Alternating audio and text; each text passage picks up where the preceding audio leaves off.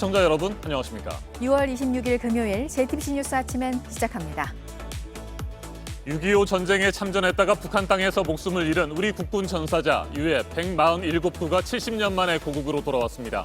어제 저녁에 열린 6.25 전쟁 70주년 기념식과 유해 봉환식에는 문재인 대통령 부부와 참전 용사, 유가족 등 300여 명이 참석했습니다. 국가 원수급 예우인 조포 21발이 발사되는 등 엄숙한 분위기 속에서 행사가 진행됐습니다. 6.25 70주년 기념사에서 문 대통령은 단 한 뼘의 영토, 영해, 영공도 침탈당하지 않을 것이라고 밝혔습니다. 어떤 도발도 용납하지 않을 철저한 대비태세를 강조했는데 북한을 향해서는 전쟁을 끝내려는 노력에 나서달라고 말했습니다. 도널드 트럼프 미국 대통령이 우리 시간으로 오늘 새벽 워싱턴 DC에 있는 한국전 참전 기념공원을 찾아 헌화했습니다. 한국전 발발 70주년을 맞아 참전 용사들의 넋을 기렸습니다. 행사에 함께 참석한 이수혁 주미 대사에게 한반도 문제에 대한 관심을 표명하고 문재인 대통령에게 보내는 비공개 메시지도 전달했습니다. 직원들의 240억 원 임금을 체불한 이스타항공에 대해 창업주인 민주당 이상직 의원은 7년 전에 경영에서 손을 뗐다고 했지만 2018년까지 경영 관련 회의에 참석했다는 걸 보여주는 회사 기록이 나왔습니다. 이 의원 딸이 대표로 있는 지주회사가 페이퍼 컴퍼니에 가깝다는 정황도 계속 나오고 있습니다. 오늘 새벽 전북 군산시 음파 호수공원에 SUV 승용차가 추락했습니다. 20대 남성 4명이 타고 있었는데 모두 숨졌습니다. 목격자들은 호수공원 주변을 달리던 차량이 갑자기 호수로 떨어졌다고 말했습니다. 장진호 전투에서 숨진 고 김정용 일병을 비롯한 147분의 우리 국군 전사자가 70년 만에 고국 땅으로 돌아왔습니다. 6.25 전쟁에 참전했다가 북한 땅에서 목숨을 잃은 고인들의 유해는 1990년대 발굴된 뒤 2018년 미국 하와이로 옮겨져 일부 신원 확인 절차를 거쳤습니다. 우리 정부는 최고의 예우를 갖춰 영웅들의 귀환을 맞이했습니다. 네, 문재인 대통령은 참전 용사들에 대한 예우를 다시 한번 강조를 했습니다. 이제 147구 가운데 신원이 확인이 된 7구는 유가족과 협의를 해서 서울이나 대전 현충원에 안장이 될 예정이고요. 나머지 140구에 대해서는 국방부가 신원 확인 작업에 들어갑니다. 첫 소식 김지성 기자입니다. 70년 만에 고국으로 돌아온 국군 전사자들의 유해가 태극기로 덮인 채 운구됩니다. 늙은 군인의 노래가 울려 퍼지고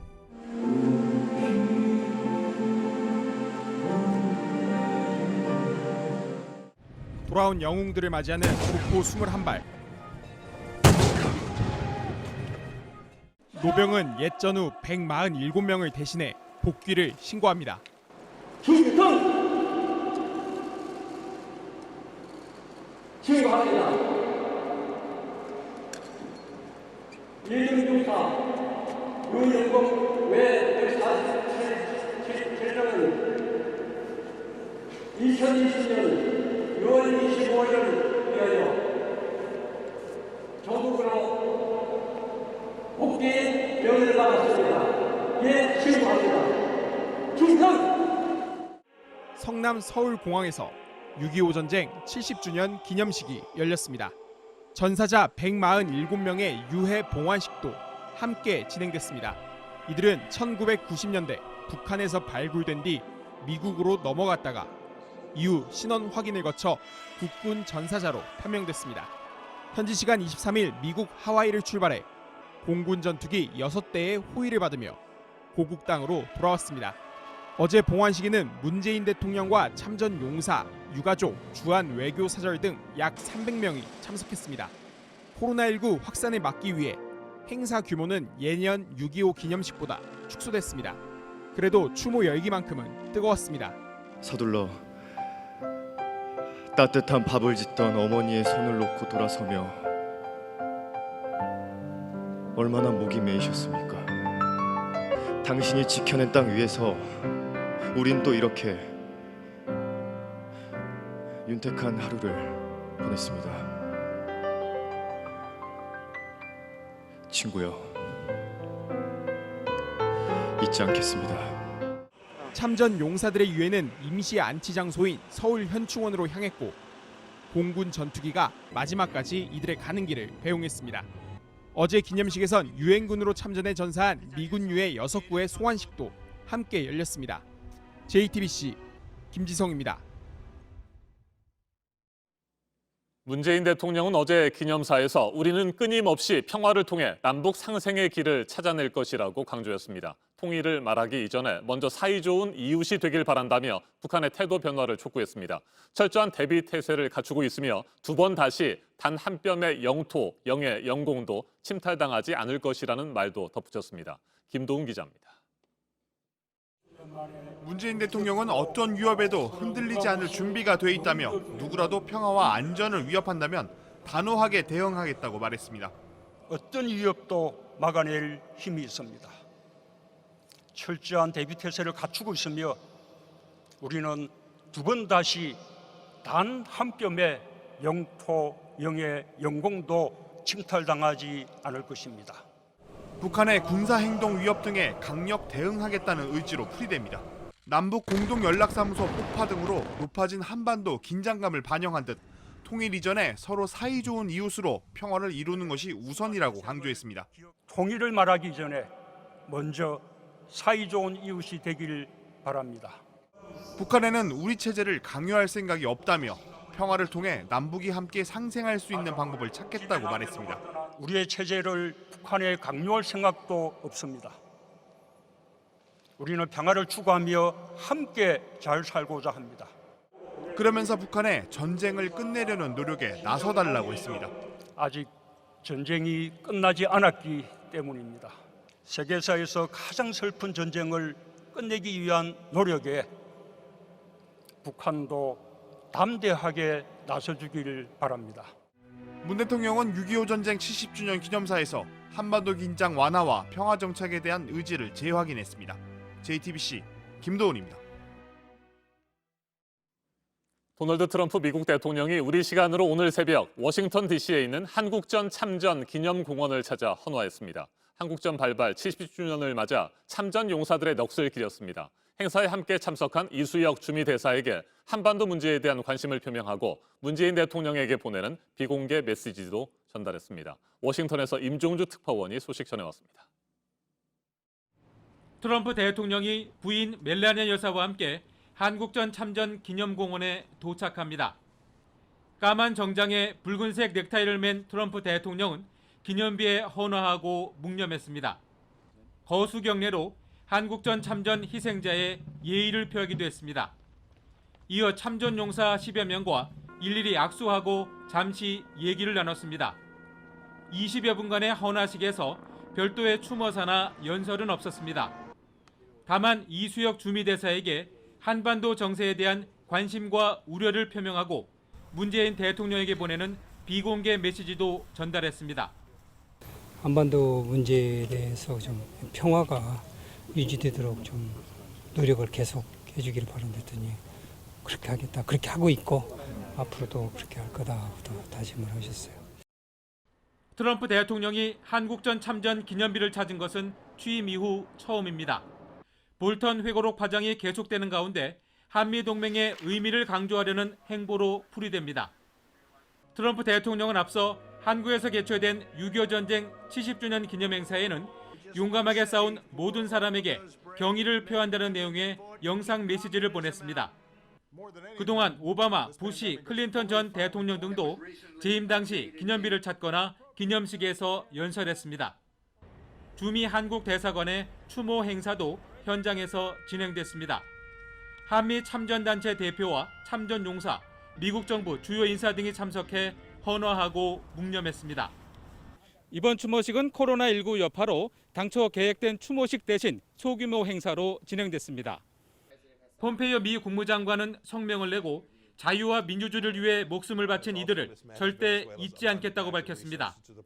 이어 미국의 한국 방위 공약은 여전히 철통 같다며 한미동맹은 한반도와 인도태평양의 평화와 안정, 번영을 위한 노력을 계속하겠다고 밝혔습니다.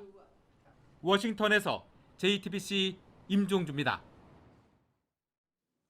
미 국무부가 북한을 최악의 인신매매 국가로 다시 지정했습니다. 인신매매 감시와 단속 수준에서 18년째 최하위 등급을 매겼습니다. 그러면서 북한 정부를 향해 인신매매 문제를 해결하기 위한 별다른 노력을 하고 있지 않다고 비판했습니다. 김도훈 기자가 보도합니다. 미 국무부가 올해도 북한을 최악의 인신매매 국가로 지정했습니다. 인신매매 감시와 단속 수준이 가장 낮은 3등급 국가입니다. 미 국무부는 2003년부터 인신매매 실태 보고서를 발표하고 해마다 북한을 최하위 등급 국가로 지목해왔습니다. 올해로 18년째입니다. 미 국무부는 보고서에서 북한 정부가 인신매매를 해결하기 위한 어떤 노력도 보여주고 있지 않다고 지적했습니다. 그러면서 북한은 어린이 강제노역, 정치범 수용소, 노동자 강제노역 등을 활용하고 있다고 설명했습니다. 미 국무부는 중국을 올해까지 4년 연속 3등급 국가로 분류했고 러시아도 3등급에 포함시켰습니다. 이란과 쿠바, 베네수엘라와 시리아 등 19개 나라도 3등급 국가에 포함됐습니다. JTBC 김도훈입니다. 일본 아베 정권이 반도체 핵심 소재 3개 품목에 대해 한국에 대한 수출 규제를 시작한 지 벌써 1년 가까이 지났습니다. 결국 우리 정부는 지난 2일 세계 무역기구 WTO의 분쟁 해결 절차를 밟기로 결정했죠. 이와 관련해 미 국무부 동아시아 태평양 담당 차관보가 한일 수출 분쟁을 해결하기 위해 WTO 제소 절차를 활용하는 것을 지지한다고 밝혔습니다. 박지윤 기자입니다. 데이비드 스틸웰 미 국무부 동아시아 태평양 담당 차관보가 현지 시간 25일 한국정 발발 70주년을 맞아 화상 언론 브리핑을 가졌습니다.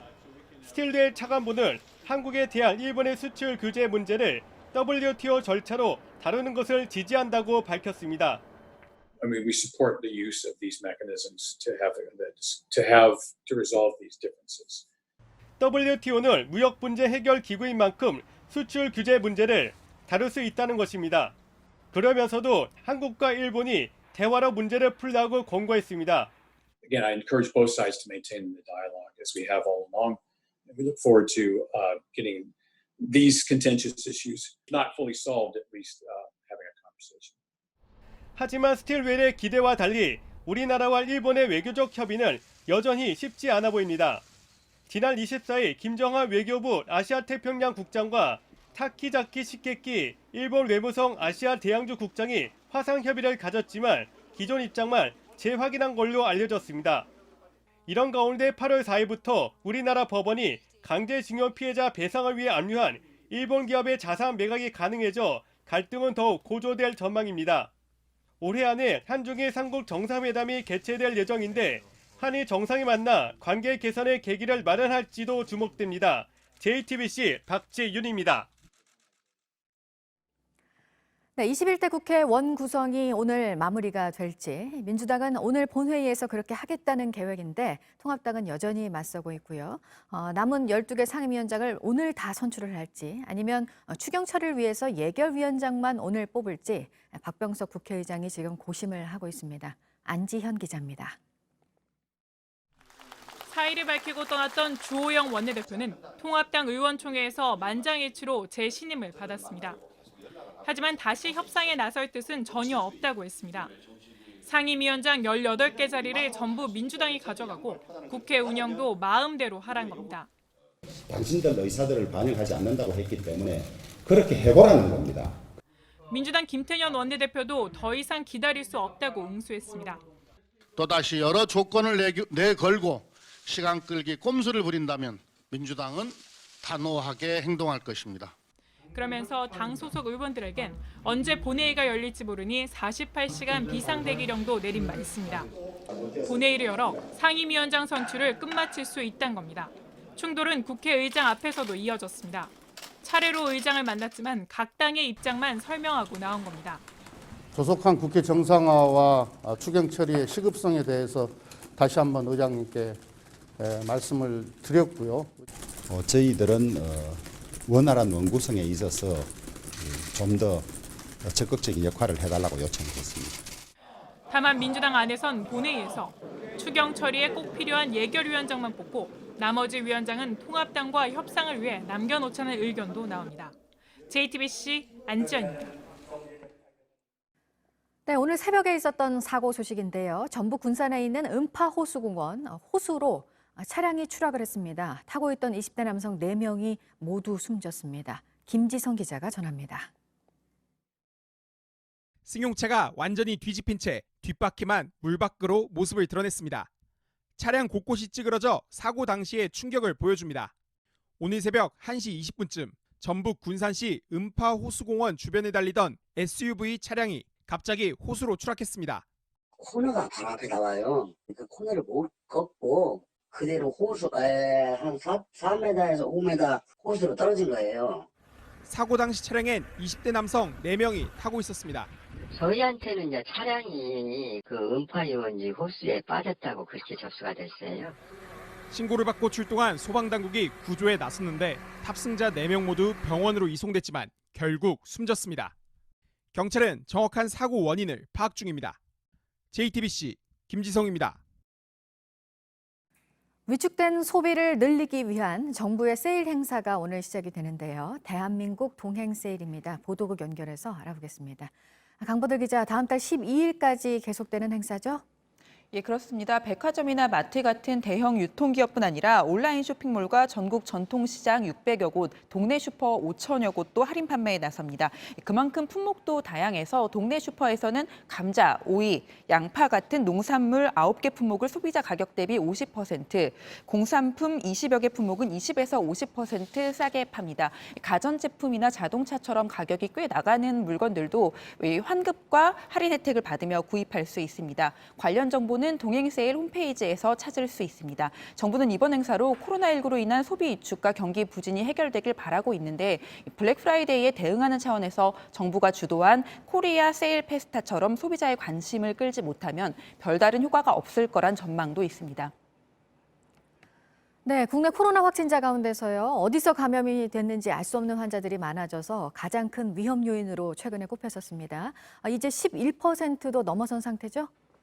보건당국은 깜깜이란 말이 제일 싫다고 정은경 질병관리본부장이 말한 적도 있는데 최근 2주간 발생한 환자 617명 중 감염 경로를 알 수 없는 깜깜이 환자가 71명, 11.5%였습니다. 이 비율은 5월 이후 점점 늘다 처음으로 11%를 넘었습니다. 이 감염 경로를 못 찾는 사이 지역사회에서 조용한 전파가 이어질 수 있어 걱정이 커지고 있습니다.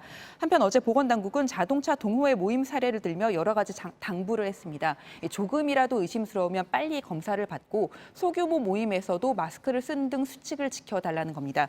이 자동차 동호회 관련 확진자들의 최초 증상 발현일은 12일인데 열흘도 지나서 확진 판정을 받았습니다.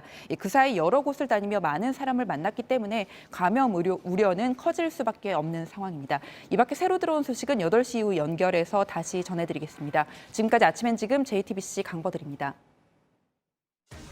이번에는 오늘 아침 체크해봐야 할 뉴스들을 분야별로 살펴보겠습니다. 먼저 정치 분야입니다.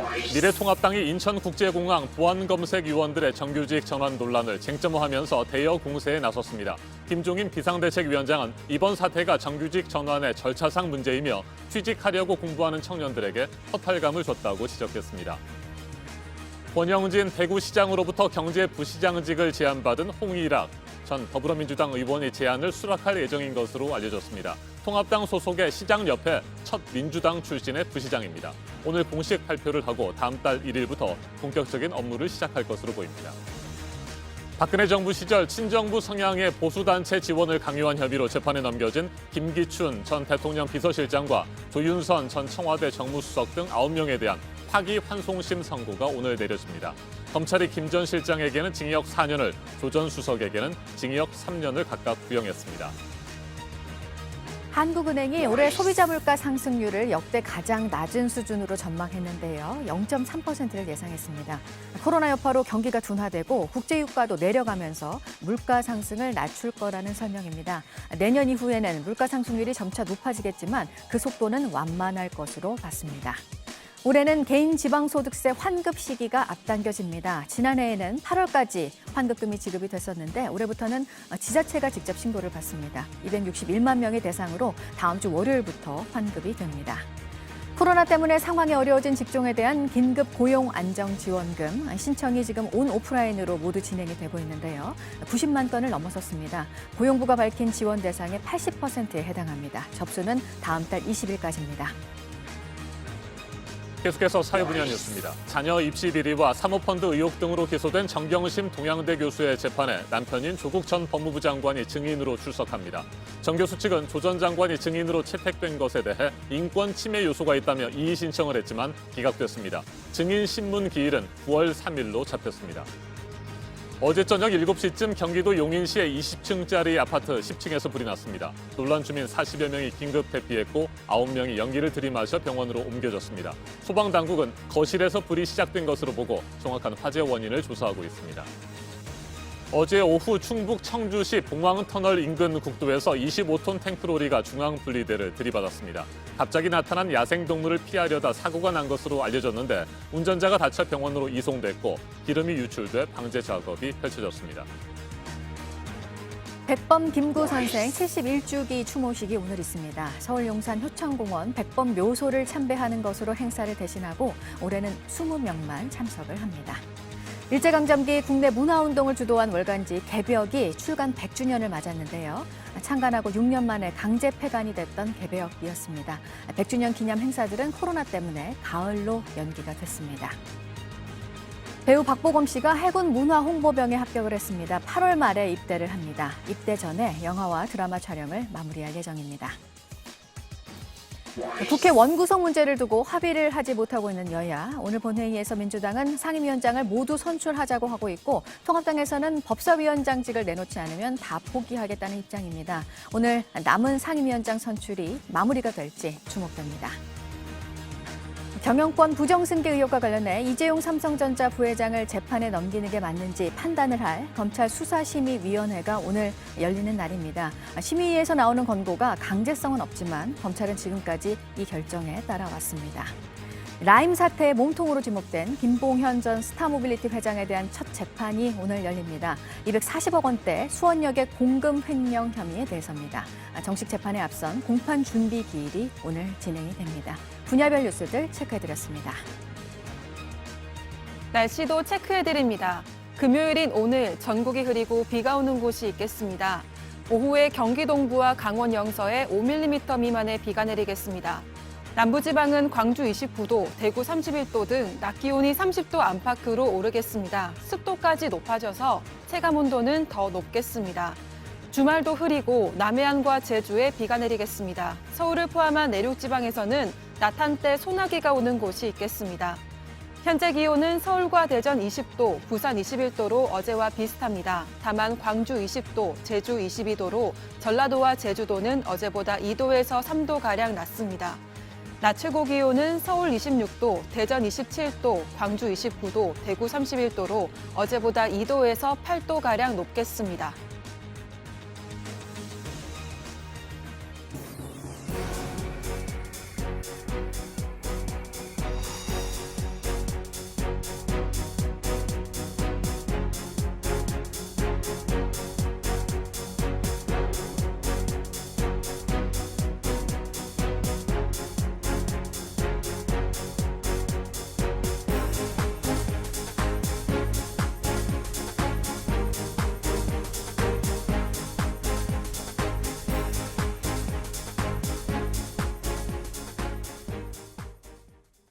차 좀 빼달라고 한 이웃 주민을 벽돌로 위협하고 때리는 사건이 경기도 용인에서 일어났습니다.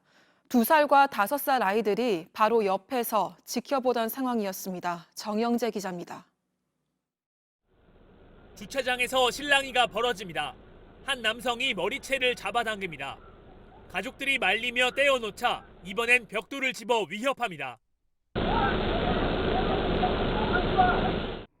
사흘 전 경기도 용인에서 일어난 일입니다. 이웃 주민인 48살 A씨와 28살 B씨가 다툰 겁니다. B씨가 앞에 주차된 A씨의 차를 빼달라고 한 게 발단이 됐습니다.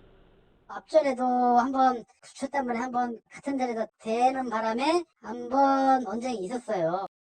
함께 있던 2살, 5살 아이들은 큰 충격을 받은 것으로 알려졌습니다. 지난해 8월 제주에서도 아이들 앞에서 아버지가 맞은 이른바 제주 카니발 폭행 사건이 있었습니다. 가해자는 1심 재판에서 징역 1년 6개월을 선고받았습니다. 경찰은 다음 주 A씨를 불러 조사할 예정입니다. JTBC 정영재입니다. 어제 오후 3시 30분쯤 부산 사상구 감전동에 있는 한 레미콘 공장에서 불이 나서 1시간 40분 만에 꺼졌습니다. 공장 안에서 용접 작업을 하던 노동자 2명은 연기를 들이마셔 병원으로 이송됐고 다른 노동자 9명은 긴급 대피했습니다. 불은 각종 기계 등을 태워서 소방서 추산 2억 3천만 원의 재산 피해를 냈습니다. 경찰은 용접 작업 중에 불씨가 컨베이어 벨트에 튀어서 불이 난 것으로 보고 정확한 화재 원인을 조사하고 있습니다.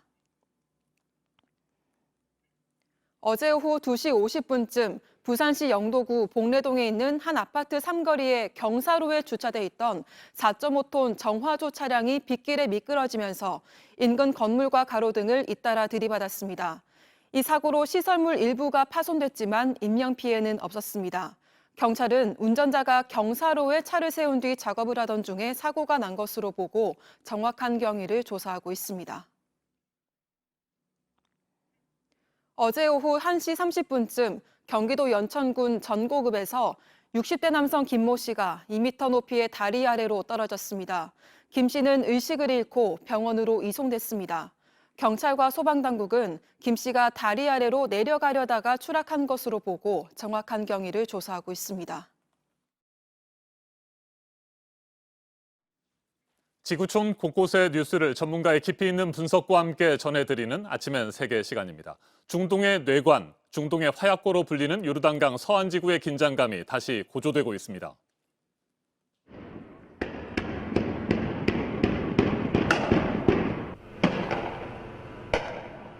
오랜 세월 밤낮을 가리지 않고 충돌이 이어졌던 바로 이곳 요르단강 서안지구입니다. 국제법상 팔레스타인의 행정구역이지만 이스라엘이 지난 1967년 3차 중동 전쟁에서 무단 점령한 뒤 유대인 정착촌을 세웠습니다. 이스라엘은 이후 유대인 정착촌을 계속해서 넓혀 나갔고 결국 자신들의 영토로 합병하겠다는 의지까지 드러냈습니다. 이 때문에 서안지구는 이스라엘과 팔레스타인 사이에 일촉즉발의 긴장감이 감도는 갈등의 뇌관이 됐습니다. 이스라엘의 서안 합병 계획은 미국의 지지에 힘입어 더욱 속도를 내고 있습니다. 지난 1월이었죠. 트럼프 대통령 네타냐후 이스라엘 총리를 만나서 서안지구 유대인 정착촌에 대한 이스라엘 주권을 인정한다는 내용이 담긴 중동 평화 구상을 발표했습니다. 네타냐후 총리는 오는 7월부터 서안지구 합병 절차를 본격적으로 추진하겠다는 방침입니다. 팔레스타인은 강하게 반발하고 있습니다. 우리 시간으로 어젯밤 팔레스타인 무장정파 하마스는 이스라엘이 서안 합병을 추진하면 선전포고로 간주하겠다고 경고했습니다. 팔레스타인 자치정부 무함마드 슈타예흐 총리는 이스라엘이 국제법을 어기는 것이라고 주장했습니다. 들어보시겠습니다. What we hope is that Israel does not get away with murder. What we hope is that Israel should not continue to be above international law. What we hope is that really Israel should feel the heat of international pressure. 서안 합병 문제로 중동 지역의 긴장감이 고조되면서 유엔과 유럽 국가들도 우려를 나타내고 있습니다. 지난 23일에는 유럽의 25개국 의원 1000여 명이 서안 합병을 규탄하는 성명을 발표했습니다. 유엔 안전보장이사회 역시 화상회의를 열고 이스라엘의 서안 합병 계획을 포기하라고 촉구했습니다. 직접 들어보시겠습니다. If implemented, annexation would constitute the most serious violation of international law, grievously harm the prospect of a two-state solution, and undercut the possibilities of a renewal of negotiations. I call on the Israeli government to abandon its annexation plans. 이 같은 국제사회의 우려에도 불구하고 이스라엘은 서안지구 합병을 밀어붙일 것으로 보입니다. 당장 오는 7월 1일 이후 서안지구 합병 법안을 표결에 붙이겠다는 계획입니다. 전문가와 좀 더 자세하게 짚어보겠습니다. 한국-이스라엘 학회장을 맡고 있는 성일광 건국대 중동연구소 연구교수 전화로 연결됐습니다. 학회장님 안녕하십니까? 네, 안녕하십니까? 네, 먼저 서안지구가 어떤 곳인지부터 간단히 짚어주시죠. 중동의 뇌관, 화약고로 불리는 이유가 뭘까요? 네, 아무래도 서안지구는 1967년 전쟁에서 이스라엘이 승리한 다음 원래 요르단 땅이었던 땅을 차지하고 나서 돌려주지 않았습니다. 네. 그리고 거기에다 또 이스라엘이 사실상 국제법을 어기면서 유대인 정착촌을 짓기 시작하면서 현재 한 60만 정도 유대인이 살고 있고요. 그다음에 또 팔레스타인하고 최종 협상에서 이제 국경 문제를 해결해야 되고, 그다음에 정착촌을 철수시켜야 하는 여러 가지 가장 어려운 문제들이 남아 있기 때문에 이 중동의 내관이라고 불리고 있습니다. 네, 앞서 전해드린 것처럼 유엔과 유럽 각국은 이스라엘의 서한 합병이 국제법을 어긴 것이라고 비판하고 있잖아요. 학 회장께서는 어떻게 생각하세요? 네, 이스라엘이 이 비난을 피할 수는 없겠죠. 왜냐하면 사실상 1967년 전쟁이 끝나고 나서 유엔 결의안이 242호가 나오는데요. 이 결의안에 따르면 이스라엘은 요르단강 서안과 가자지구, 골란 지역, 이 지역에서 바로 철수를 해야 된다고 유엔이 결의안을 했지만 이스라엘이 실행하지 않았고요.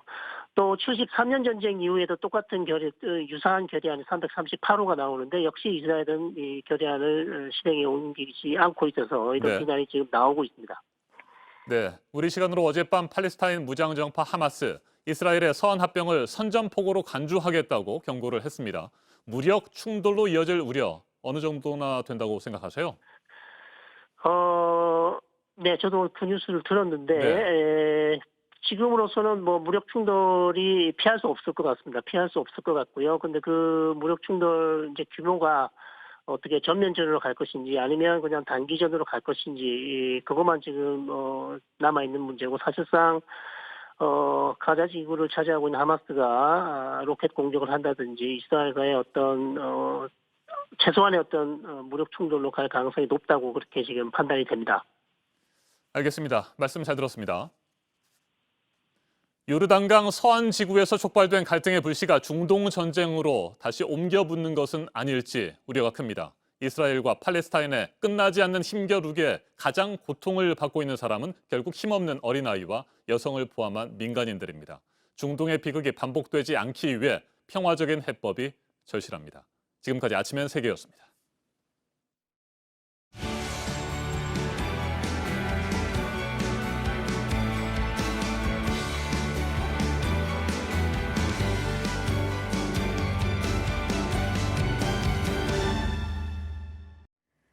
네, 금요일 아침입니다. 8시 2분 지나고 있습니다.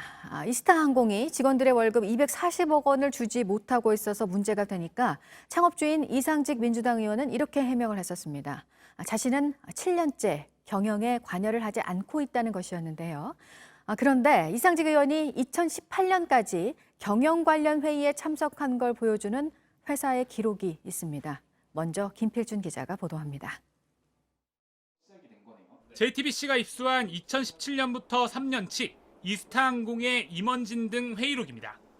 월간 소통회로 불리며 경영 실적 등이 공유됐다는 이 회의의 기록엔 이상직 의원의 발언도 눈에 띕니다.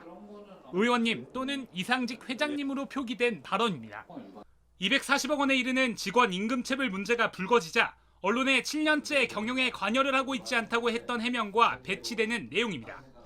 앞서 이 의원은 2016년 20대 총선에서 낙선한 뒤 이스타항공에 복귀했던 걸로 알려진 바 있습니다.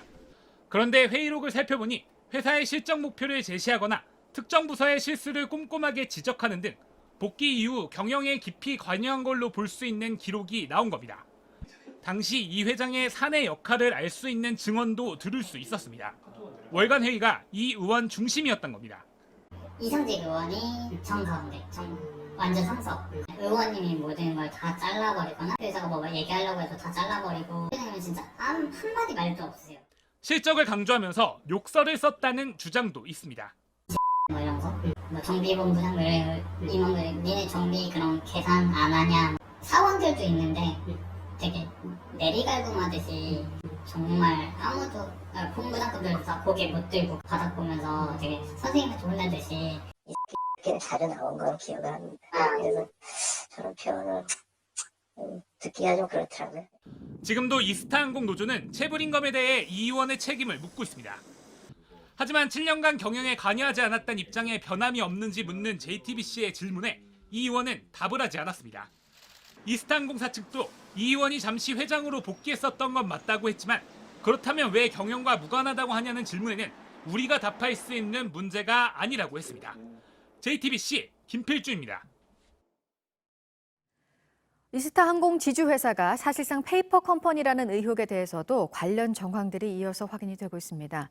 이상직 의원 딸이 대표로 있는 이 회사의 주소지가 한 오피스텔인데요. 그 딸이 실거주지로 쓰고 있다는 의혹이 또 나왔습니다. 이윤석 기자입니다. 서울 여의도의 한 오피스텔입니다. 특급 호텔 간판이 눈에 띕니다. 이수지 대표는 지난해 12월 이곳으로 사무실을 옮겼습니다. 전용 면적은 약 128제곱미터입니다. 지주회사의 직원은 이 대표 본인뿐입니다. 부동산 등기부 등본을 확인해봤습니다. 어디에도 이스타홀딩스나 이수지 대표의 이름은 보이질 않습니다. 국토교통부 실거래가 목록에서도 해당 물건의 임대차 계약 기록을 찾을 수 없었습니다. 취재진은 이 대표의 움직임을 취재했습니다. 낮엔 밖으로 나갔다가 저녁에 돌아오는 모습을 반복했습니다. 아버지인 이상직 의원 소유의 서울 반포 아파트에 머물다가도 저녁엔 어김없이 오피스텔로 돌아왔습니다. 오피스텔을 직장이 아닌 실거주지로 사용하는 것으로 추정되는 대목입니다. 순수한 주거 목적으로 사용하게 된다면 이 부분은 법인의 자산으로서 특정 개인에게 이득을 준 것으로 볼 수 있기 때문에 업무상 횡령죄 제책에 해당할 수 있습니다. 이 대표가 타고 다니는 차량의 소유 관계도 확실치 않습니다. 차량 스티커엔 이 의원 자택 주소가 적혀 있지만 정작 이 의원 가족의 재산 공개 내역엔 없었습니다. 이 의원과 이 대표 측에 여러 차례 해명을 요청했지만 오피스텔과 차량에 대한 답은 듣지 못했습니다. JTBC 이윤석입니다. 그런가 하면 이상직 의원의 딸이 소유하고 있는 아파트에 누군가 시세보다 비싼 가격으로 전세를 살고 있었는데요. 취재진이 직접 찾아간 이 집에서 이상직 의원과 마주쳤습니다. 어환희 기자입니다. 이수지 씨는 2015년 이곳의 아파트 한 채를 2억 원에 샀습니다. 은행에서 1억 원 넘게 대출도 받았습니다. 그런데 누군가 이 아파트 절반의 면적에 1억 7천만 원을 내고 전세를 살고 있었습니다. 매매가 2억 원에 1억 원 넘게 대출이 있는 집, 그것도 그 절반을 전체 시세대로 돈을 준 겁니다. 전세권 설정도 하지 않았습니다. 경비원들은 이상직 의원이 그곳에 살고 있다고 말합니다. 이상직 의원의 집을 왔는데 로 알고 있는데 맞아요? 실제로 의원이 거기 사세요? 이게 지금 거처가 여기 돼 있어요. 에 사신다고 들어서 혹시 실제로 거주를 하시는 건지? 선거 기간에는 좀 봤거든요. 근데 평상시에는 못 봤어요. 우편함엔 이 의원 앞으로 된 우편물도 보입니다. 취재진이 이 집을 찾아갔다가 이 의원과 마주쳤습니다. 여기 지금 사신다고 전세를 두고 사신다고 얘기 들었는데 따님 오늘 저기 집 쳐들어가고 막 무리하고 한 건 그러니까 네. 저기 네. 회사 담당자하고 네. 거기 사장하고 전무가 있으니까 그렇게 하세요. 혹시 여기서 지금 전세 들어서 살고 계신 거예요? 한 기업 전문 변호사는 딸이 주택을 구입하는데 아버지가 우회적으로 자금 지원을 한 것은 아닌지 의심할 수 있다고 했습니다. JTBC 어환입니다. 경기 안산에서 다 같은 유치원에 다니는 100명의 어린이가 식중독에 걸렸습니다.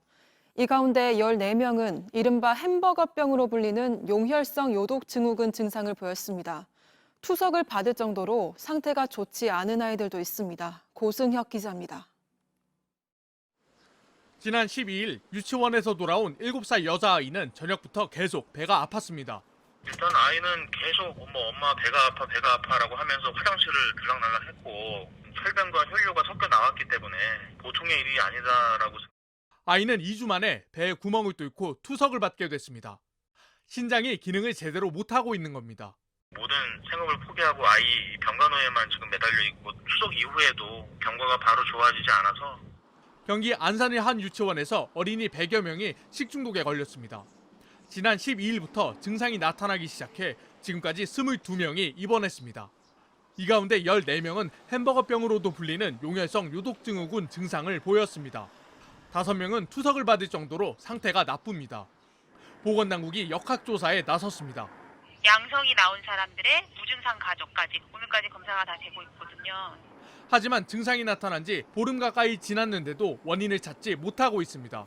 현장에 있는 없어서 추적해가지고 확보해야 되는 좀 어려움이 있어서 좀 늦어진 겁니다. 일부 가족들은 유치원이 정상적인 식재료를 썼는지부터 조사해야 한다고 촉구하고 있습니다. JTBC 고승혁입니다.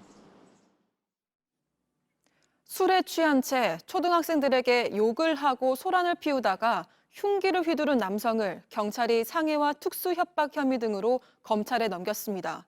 이 남성은 지난해에도 폭행 혐의로 처벌받은 적이 있는 것으로 확인됐습니다. 하예빈 기자입니다. 한 남성이 뒷걸음질치며 황급히 뛰어옵니다.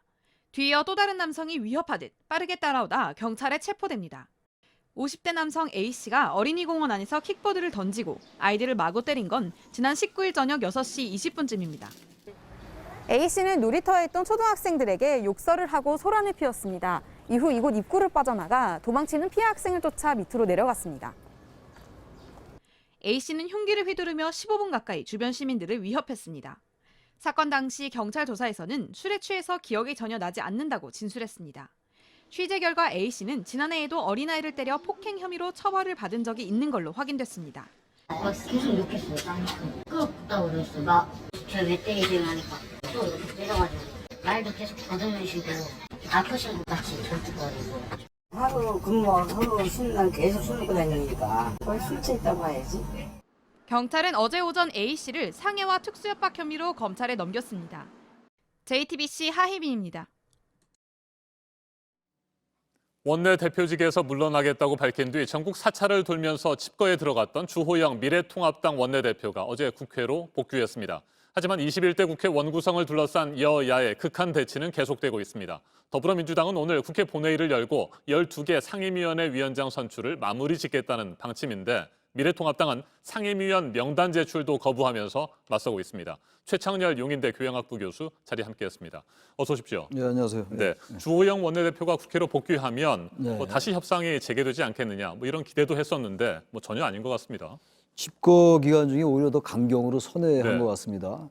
집거 기간 중에 언론 인터뷰 도중에서 상임위 명단을 제출하겠다 이런 얘기를 했었거든요. 네. 상임위 명단을 제출하면 이제 상임위원장 선출에 응하겠다는 얘기였는데 지금 이제 그 상임위원회 명단 제출하지 않고 민주당이 12개, 나머지 지금 6개를 선출했죠. 지난 이제 15일 날인가요? 다 이제 선출해라 이런 입장이라서 현재까지는 지금 여야 간의 협상이 전혀 열릴 그런 상황은 아닙니다. 네, 야당 없이 마음껏 해봐라 네. 이런 얘기를 하고 그렇습니다. 있고요. 벼랑 끝 전술을 쓰고 있는데 속내는 뭘까요? 결국에는 법제사법위원장을 다시 가져오겠다.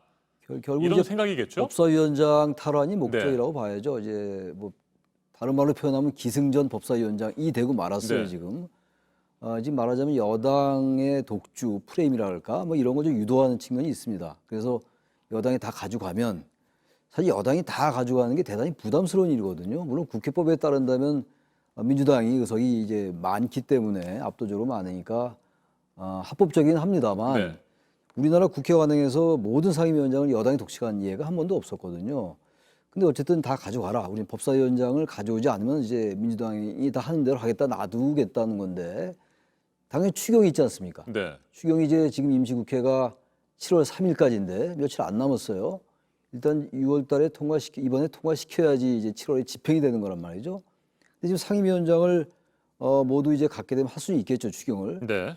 근데 여당으로서 너무 부담되는 거거든요. 그래서 오늘 이제 본회의를 어떻게 할 거냐. 이게 박병수 국회의장이 어떠한 이제 결단을 내릴지 좀 두고 봐야 되는데 국회의장으로서도 개원할 때도 사실 반쪽 국회의장이 되고 말았던 거 아니에요. 네. 야당의 부재시에 이제 됐으니까. 그런데 또 다시 이제 이거를 6개는 지금 선출이 됐습니다만 민주당 몫으로 모든 것을 이제 민주당이 갖는 쪽으로 하기에는 박병수 국회의장도 그걸 선택할까 이런 생각이 들어서 그러나 지금 시간은 쫓기고 있는 것이고요. 근데 민주당의 이제 그런 현재 법사위원장을 가져갔기 때문에 법사위원장을 다시 반납이라는 표현이 좀 이상합니다만 다시 원점으로 돌리기도 어려운 게 사실 현실이거든요, 지금. 그렇다고 이제 이쪽에 민주당은 무조건 통합당은 법사위원장 안 가져오면 안 된다는 얘기고 저는 그래서 기왕의 법사위원장을 민주당이 갖고 갔고 예결위원장은 이제 통합당 몫이 됐으니까 원래 그런 얘기들 많이 했던 거 아닙니까? 법사위원장과 예결위원장을 각 당이 하나씩 나눠 갖는다 이런 얘기가 있었기 때문에 게다가 지금 국회법을 개정안을 냈거든요. 일하는 국회법이라고 합니다만 그래서 이제 법제사법위원회의 그 체계와 작구심사 기능을 좀 빼는 방법으로 일단 체계와 작구심사 기능은 필요합니다만 이 기능을 이제 국회의장 산하 전문기구로 두고 그래서 법사위에 있는 체계 작구 심사 기능이 다른 상임위에서 넘어온 법안을 막았다는 지적이 많았기 때문에 그걸 이제 국회법을 개정을 하고 그렇다면 민주당이 이제 상반기에는 갖고 후반기에 가서는 다시 통합당이 법사위원장을 가는 방법도 있거든요. 저는 그래서 너무 통합당이 의장의 독재라든지 여당의 독재를 유도하는 것 같은 그렇게 해석될 수 있는 이러한 건 썩 그렇게 여론의 지지를 못 받을 것 같고 또 뭐니 해도 추경이라는 게 있지 않습니까? 코로나에 관련된 민생에 관련된 것이기 때문에 결과적으로 통합당도 물론 당내에서 논의를 하고 있다 하더라도 결과적으로 추경을 협상의 무기로 삼는다. 또 추경을 볼모로 한다. 뭐 이런 비판을 받을 소지가 많이 있어요. 저는 그래서 조금 이제 뭐 협상 전략이긴 합니다만 모든 거 다 가져가라. 네. 라고 하고 민주당도 그럼 다 갖겠다. 이렇게 해서는 이건 정치의 모습이 아니거든요. 그래서 아직 시간이 좀 있으니까 오늘 본회의가 있고 하니까 끝까지 협상을 포기하면 안 될 것 같아요. 우리 협상하지 않겠다. 다 가져와라. 그리고 다른 쪽으로 투쟁하고 국민들에게 여당의 부당성을 알리겠다라는 것은 무슨 야당의 전략으로서는 모르겠습니다. 네. 좋은 전략은 아닌 것 같다. 결과적으로 추경이라는 것이 있기 때문에 민생을 볼모로 한다는 비판에서 자유롭기가 어렵다. 네. 그래서 조금 더 통합당도 협상에 임하는 것이 좋을 것 같다는 생각이 듭니다. 네. 주호영 원내대표 어제 국회의장에게 원활한 원 구성을 위해서 더 적극적인 역할을 해달라 이렇게 요청을 했는데 국회의장이 뭐 중재라든지 할 수 있는 역할이 지금 뭐가 있습니까? 글쎄요, 만약에 이제 법사위원장을 다시 통합당이 주시오라고 네. 얘기할 수 있지만 그게 뭐 현실적으로 그런 얘기를 할 수 있을까요? 그거 하기는 어려울 거예요. 네. 이미 선출했기 때문에 네. 국회의장이 주재하에 선출이 됐기 때문에 그 얘기 못 할 겁니다 아마. 뭐 뒤에서 어떻게 얘기할 수 있다 하더라도 그 얘기를 할 수는 없는 것이고 적극적 역할의 의미가 뭐냐 이 얘기인데 어쨌든 당장 그렇다고 해서 상임위원장 다 선출하는 것은 막아달라는 얘기로 들릴 수도 있어요. 아하. 만약에 지금 주호영 원내대표가 지금 이제 집거에서 돌아와서 재신을 받았지 않습니까? 그 뭔가 좀 강경하게 나갈 필요가 있겠죠. 국회의원들 뒤에 이제 통합당 의원들을 의식을 해야 되니까 지난번에 11대 17로 합의라는 측도 있고 이제 뭐 그렇지 않았다는 주장도 있습니다만 어쨌든 의총에서 추인이 거부당했었잖아요. 통합당 의총에서. 그러니까 지금 주호영 원내대표는 강경 선회를 할 수밖에 없는데 그렇다고 전부 만약에 민주당이 갖고 간다. 그 후폭풍도 만만치 않을 거예요 아마. 저는 그래서 아마 그런 측면에서 말은 그렇게 하고 있습니다만 협상의 하나의 그 지렛대로 국회의장이 보다도 협상이나 이런 것들을 잘 유도해 주시오라는 그렇게 해석될 수 있을 것 같습니다. 네, 오늘 국회 본회의가 열리게 된다면 예정대로 말이죠.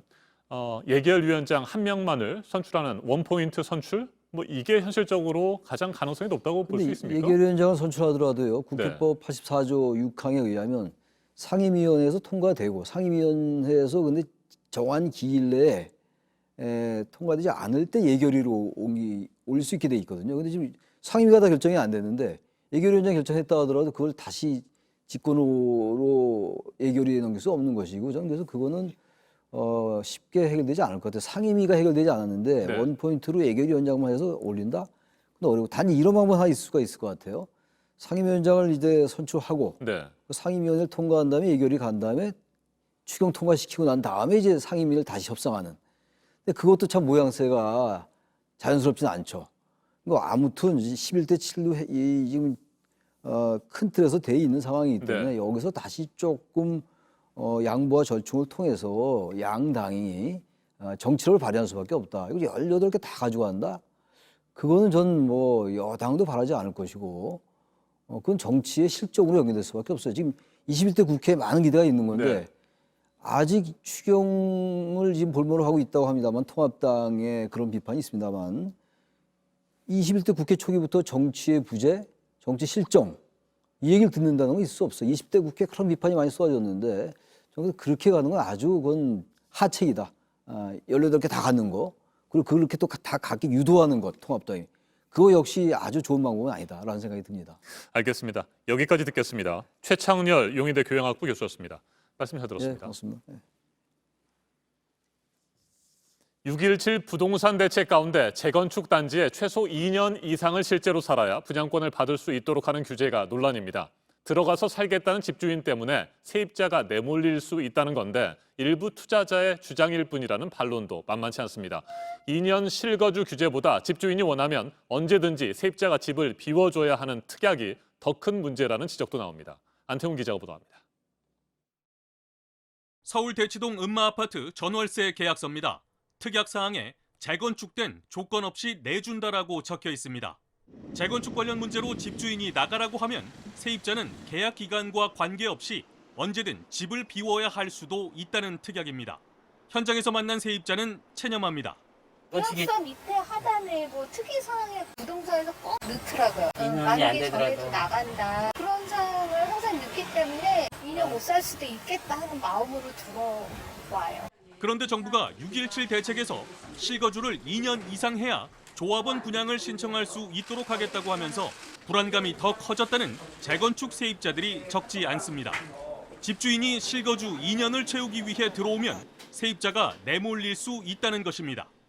집 하나 가지고 있는 사람들인데 그 사람들이 거주하지 않았다고 해서 분양권을 안 준다는 거는 그건 말도 안 돼요. 제 동생 같은 경우도 살지 않았는데 무주택자가 되는 거예요, 걔가. 만약에 주인들이 돈이 많은 사람들 같으면 내보내요. 집 비워놨어요. 하지만 2년 실거주를 채우러 들어올 집주인은 많지 않다는 반론도 만만치 않습니다. 뭐 2년이라는 거를 뭐 굉장히 다급하게 생각하면서 이게 뭐 부추겨서 하는 소리여서 그렇지 앞으로도 10년 안에 2년 사는 건데 당장 세입자들 보고 뭐 나가라 당장 뭐 지금 내가 들어야 된다 그런 거는 아닌 것 같아요. 실거주 2년으론 부족하다는 얘기도 나옵니다. 그 사람들 때문에 집값이 올라가가지고 재산세, 종부세면 엄청 내고 있거든요. 2년보다 더 훨씬 강화해서 한 10년 돼야 될 것 같아요. 실제 2년 거주 요건을 채우는 건 어렵지 않아 보입니다.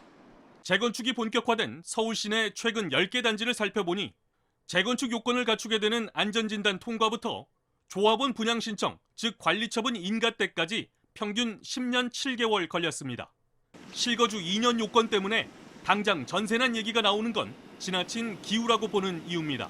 국토부 관계자는 40년 넘은 재건축 단지에서 2년도 살지 않은 사람에게 조합원 분양 물량을 주는 건 적절하지 않다며 예외 규정은 없을 것이라고 말했습니다. JTBC 안태훈입니다.